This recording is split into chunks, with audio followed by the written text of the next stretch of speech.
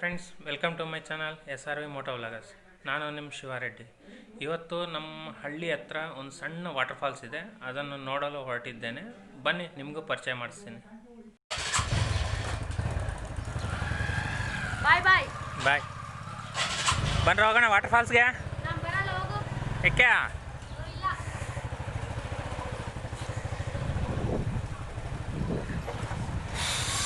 ಪಾತ್ಪಾಳ್ಯಕ್ಕೆ Google map ಹಾಕ್ಕೊಳ್ಳಿ.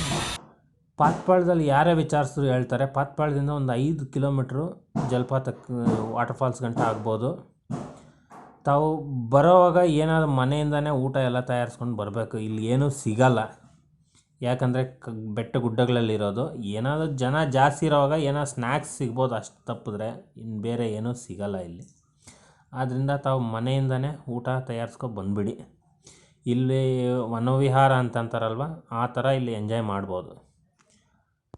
ಬನ್ನಿ, ಇನ್ನು ಟೈಮ್ ಕ್ಲಾಕ್ ನೋಡೋಣ.